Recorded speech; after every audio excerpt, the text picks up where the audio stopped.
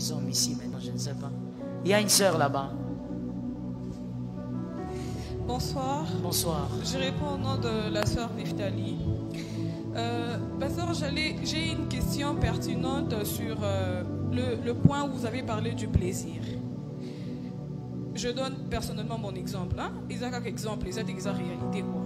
Ah, maman, c'est toi maintenant qui nous attire. Vas-y ma sœur. Je me retrouve avec un homme. Je trouve que la personnalité ça va, on s'aime, le courant passe bien. Mais arrivé dans le mariage, comme vous nous avez dit, vous avez donné un exemple de... Vous connaissez deux hommes qui sont dans le mariage avec leur femme, mais qui disent qu'ils ne sentent rien de leur femme. C'est-à-dire sur le plan sexuel, ils ne sont pas satisfaits.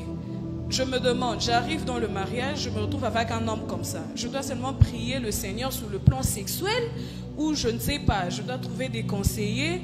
Je veux un peu avoir un petit éclaircissement sur ce point. D'accord, c'est une belle question ma soeur. Je commence d'abord par dire, quand vous vous mariez avec un homme, vous voyez que tout va bien à l'intérieur sexuellement. Il ne vous attire plus, tout ce qu'il fait ne vous fait rien. Même quand il vous touche, ça vous énerve, ça vous rappelle votre plus mauvais souvenir de la vie. Alors il y a d'abord une chose à vérifier vous-même. Là vous parlez en tant que femme, n'est-ce pas? D'accord, alors je réponds en tant que femme. Il faut d'abord en tant que femme vérifier quelque chose vous-même. Cet homme qui est en face de vous, est-ce lui le problème ou c'est vous? Parce que vous pouvez vous-même être le problème d'une insatisfaction sexuelle dans le mariage. Comment? De plusieurs manières, mais je donne seulement deux. Première, c'est que vous avez eu des expériences et vous ne vous retrouvez plus. Vous avez eu à vivre avec des hommes qui vous ont fait des choses extraordinaires. Ils vous ont fait monter comme... Pourquoi tu regardes par terre? Ils vous ont fait monter au ciel, ils vous ont fait descendre. Vous avez vu des 2XL, des 3XL. Maintenant dans le mariage, votre mari est taille L. Pourquoi tu dis taille S? Vous voyez, ma soeur, il y a des cas comme ça où, en fait, cet homme n'est pas un problème. Cet homme, il fait de son mieux pour avoir l'intimité comme lui connaît. Mais toi, tu es trop loin par rapport à lui. Toi, tu as des expériences. Et j'insiste aussi sur ça. On a ri, mais c'est une vérité. Tu as connu des 3XL. Lui, c'est taille S.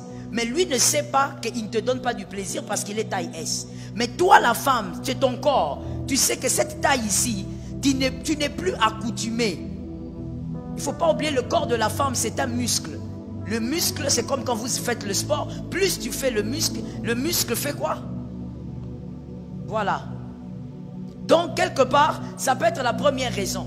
Et souvent, j'ai eu des femmes qui sont venues vite me voir. Maman, tu vois, maintenant, vous aimez dire aux gens qu'il ne faut pas avoir de la sexualité avant le mariage. Mais maintenant, moi, je suis insatisfaite. Mon mari ne me satisfait pas. Mais pour certaines femmes, pas toutes, pour certaines femmes, quand on a commencé à analyser, le problème, c'était elle. Elle avait déjà vécu une expérience que son mari n'avait pas. Maintenant, là, la solution, c'est quoi? Tu dois parler avec ton mari. Tu ne vas pas dire à ton mari, toi, tu es S. Tu ne peux pas dire ça quand même à ton mari. Tu vas frustrer cet homme. Il n'y a rien qui frustre les hommes comme parler de ça. Il n'y a rien qui... Comme ils sont là. Ils font semblant. Il n'y a rien qui les dérange comme tu dis à un homme que toi, tu es taille S. Ça va frustrer ton mari. Il va peut-être faire semblant, mais il n'oubliera pas. Ça va endommager votre couple. Comment tu dois parler? Tu dois seulement dire maintenant à ton mari, comme c'est une affaire d'expérience, on peut pallier ça. Même si le corps de l'homme ne suit pas, on peut pallier ça. Tu vas maintenant dire à ton mari, écoute chérie, moi j'aime que tu me touches comme ça. Moi j'aime quand tu fais ça. Moi j'aime, il faut parler. Et je veux aussi vous le dire. Voilà pourquoi je dis que la question de la sœur était une bonne question. Je veux vous dire une vérité sur 100%. Et là je vous parle en tant que pasteur qui reçoit des couples d'ici et d'ailleurs. Sur 100 couples, il n'y a pas 10% qui causent sexualité. Si c'est beaucoup, c'est 3%. qui cause comme ça sexualité, mari et femme. Il dit, bon, chérie, comment c'était la fois passée? Non, c'était pas bien. Ah, tu n'avais pas réussi. Ah, j'ai pas réussi. Comment? Explique-moi. La plupart des couples là que vous admirez, des fois là, même que vous acclamez, quand vous allez dedans, ils parlent de tout. Ça. Ils ont des frustrations qui cachent. La femme a des frustrations. L'homme, des fois aussi, a des frustrations. Mais on ne parle pas de ça. Parce que c'est un sujet qu'on ne nous a pas habitués en tant qu'Africains de parler de ça. Quand on ne t'a pas habitué quand tu es enfant, ce n'est pas en te mariant que tu vas t'habituer. Donc quand la femme commence à dire à son mari, par exemple, chérie, hier vraiment ce n'était pas bien. Hier vraiment je n'ai rien senti. Hein? Tu crois que moi je suis Jacques? Voilà l'impudicité. Voilà. Quand on vous dit qu'il faut rester calme dans l'église, tu vois la mentalité, c'est la mentalité africaine. On n'y peut rien. Mais gloire à Dieu parce qu'il y a des réunions pareilles. Est-ce qu'on peut acclamer pour les organisateurs? Oui. Parce que j'ai l'habitude de dire, c'est que tu as raté en famille dans l'éducation, rattrape ça à l'église. Donc ma soeur, ça c'est la première chose. Il faut parler avec ton mari. Lui dire simplement, il faut qu'on me touche comme ça peut se réparer. Mais il peut aussi avoir un autre mal. C'est le mal, c'est quoi? Comme je viens de dire, l'homme il croit que c'est un don Juan. Il croit qu'il est spécialiste. Donc lui il croit que quand il touche là, il a tapé fort. Lui-même il te dit, c'est bien, hein? Tu es contente, hein? Alors qu'il est en train de faire des choses, donc la bouillie. Façon. Et tout ça, c'est toujours la communication. Il faut être capable de dire à ton mari, écoute, moi franchement, je ne suis pas trop, le système là que tu fais là, de me mordre au dos là, moi je n'aime pas beaucoup ça. Hein? Ne me mords pas comme ça. Moi ça me dérange, ça me déconnecte. Moi je préfère ça.